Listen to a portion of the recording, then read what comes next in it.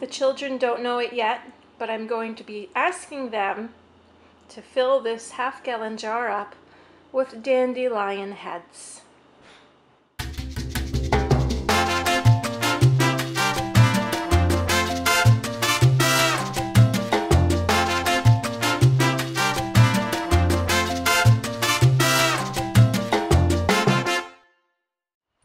We made short work of picking our dandelions, and we put them in this jar, this half-gallon jar, and then I filled it with oil. I'm using non-GMO canola oil. And I generally use that at about 20% of my total oils in my soap, so I make pretty large batches, well, 10 pounds. To some people that's nothing. But this, I want it to at least make up, the infused dandelions to make up about 20%. Now, this is a fresh infusion. And with fresh infusions, you don't want to let it sit too long. So I'm going to be using this within 24 hours. I'm going to be having it sit in the sun and kind of do a gentle heat infusion. If you let it sit too long, the moisture that was in the flowers will start to probably have some sort of bacteria grow, and your oil may get cloudy, and we don't want that. So of course you wouldn't do this with anything but soap. If you're making a salve or something, you definitely want to start with dried flowers for your infusions. But because it's soap, the alkalinity of the soap will prohibit the growth of any bacteria that you may get. So that's what we're going to do. So I'm just going to let this sit in the sun for the rest of the day. I mean, we're in northern Maine, so right now it's like 50 degrees, so this is pretty nice. I actually still have a pile of snow that's not melted yet, but anyway, I digress. So we're going to go ahead and let that sit. Probably tonight when the sun goes down, I'll probably bring it in and I'll show you how I do a gentle, like, hot water infusion, just so that if it happens to be a cloudy day, you can see a secondary or alternate way to do a gentle heat infusion with fresh infusions. So we'll see you in a bit. And just in case, if you didn't believe me about the snow, this is the snow, and here's the dandelions I had just picked. It is May 24. So I'm going to heat infuse this a little more. It didn't quite get too sunny or hot today, so I'm going to do it in the oven. I turned my oven on to 170 degrees, and then I'm just going to turn it off and just let it sit overnight in the heat. So it won't overheat, and I've put it in my cast iron cookware there, so in case it were to topple over, it'd still be upright. So we'll go ahead and do that.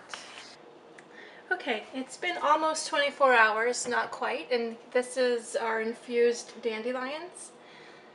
And I'm going to show you how I strained them. So what I have is a glass bowl, doesn't have to be glass, whatever, a colander, and then I used these flour sack cloths. You could also use cheesecloth, but I prefer to use the flour sack. It has a much finer weave, and so it's a little more finer in its sifting abilities or straining ability, so that, I don't know, I just prefer it. And also because I don't have cheesecloth, I just happen to have this. So I'm just going to go ahead and dump this right into dump it all right into the flour sack cloth. I didn't dump it all yet, I didn't want to overdo it. But then I just gather up the cloth and let it strain.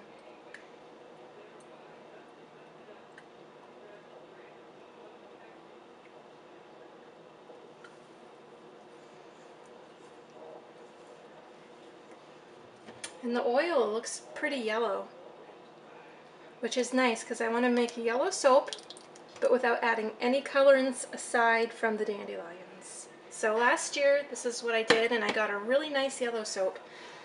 We'll see if that happens again. I'll try to duplicate it. So now I'm actually going to squeeze it. I want to get every last drop of dandelion goodness.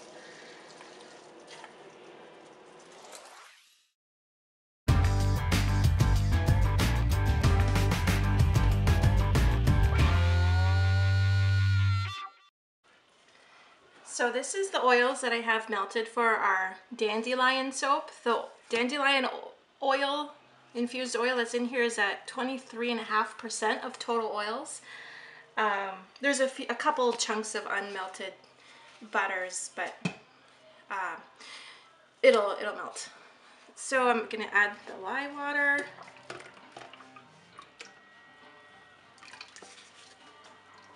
And I should probably tell you that I'm soaping quite hot today. Soaping hot is kind of my comfort zone.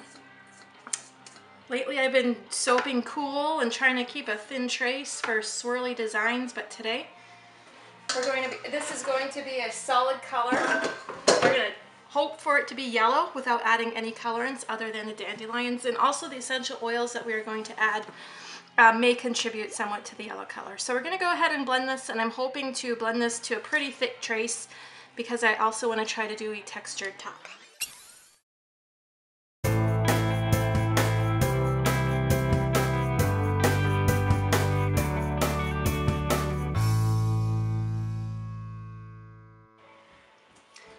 So now I'm just gonna go ahead and pour it in my molds hopefully without making a mess.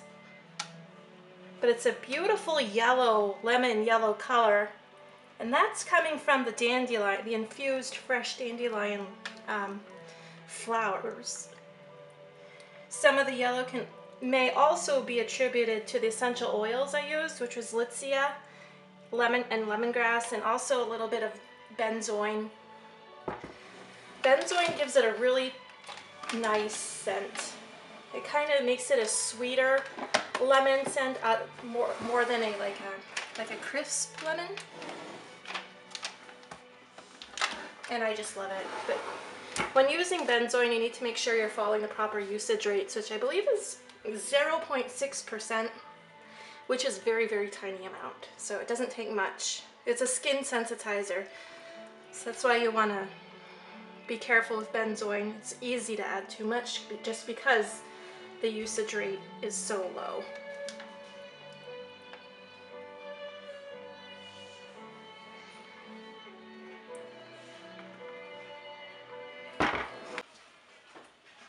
It's been a few minutes. I just sort of rearranged things. I'm gonna do a scallop top with my trusty baby spoon, and for some reason I actually prefer using the handle.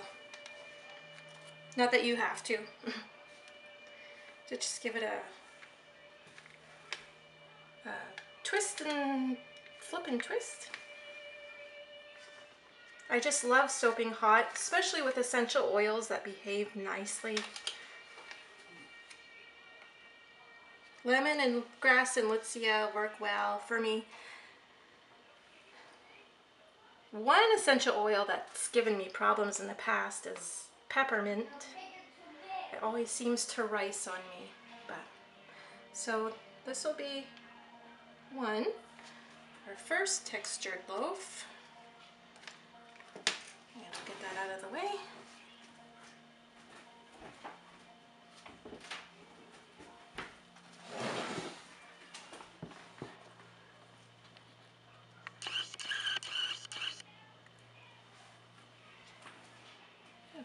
I can zoom in. What do you know?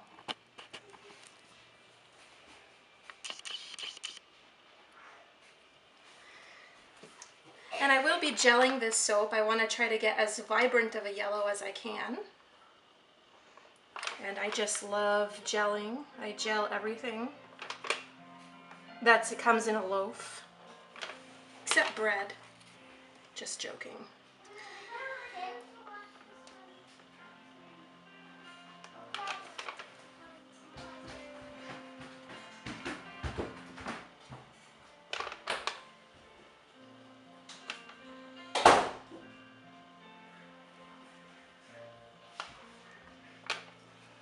Good enough for that.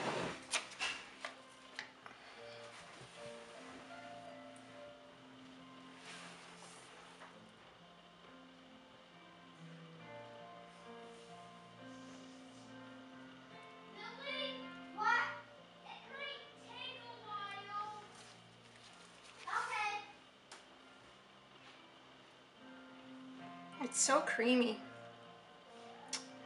Right now it looks like vanilla pudding and smells like lemon pudding.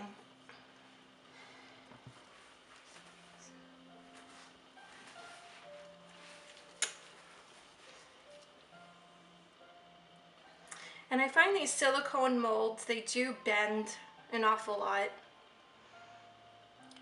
It's what I started soaping with, was these molds, and I do like them. So when I put them in the oven, I put them up against the side of the wall of the stove, and then I put like these two next to each other so that their sides are straight, and then I do put a cast iron, a big heavy pan on the side that's not on the wall of the oven, to just sort of keep them straight, because I do have a pet peeve of bowed out soap. Which it still ends up being bowed and on the sides a lot for me, but I don't like it.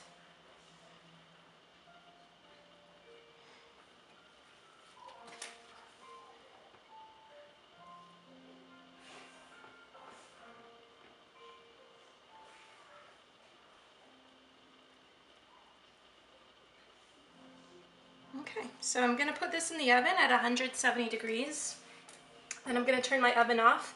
I don't think it's going to take long to gel this, because it's already, as I said, it's hot. I just took this soap out of the oven. As you can see, it is gelling.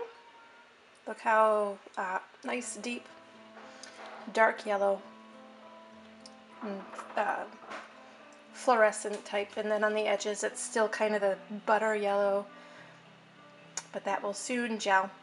And apparently my oven doesn't heat evenly, because this one was towards the front and this one was towards the back. But anyway, this one is starting to gel just down the center, but still opaque on the sides. But we're going to take it out and we're going to just let it sit on the stove, and it will finish gelling. And then the other two, my smaller loaves, that's what I meant when I set one against the side and then kind of support it with a heavy pot so that they don't bow. So our soap is done, and it turned out beautiful. It's a beautiful, like, butter yellow. And I'm just going to go ahead and cut it into my bars.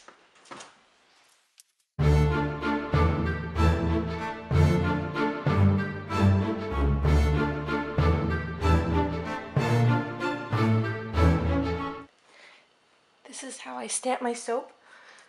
I've just finished cutting it, and it's ready to stamp. I find if you gel it, it's ready to stamp much sooner. And this is made with, a lot of times I find that soap's made with palm oil. Stamp really nice. You don't need to use the saran wrap over the soap or anything. It's not sticky, it stamps really good. And you know, palm oil, of course, is debatable and controversial. I do try to get as much, from a reputable supplier, and it is sustainably sourced, if there is even such a thing as that. But I don't use it in all my soaps, just some of them. But anyway, so I'm just saying that it stamps really good as compared to my lard soaps, is what I'm trying to say.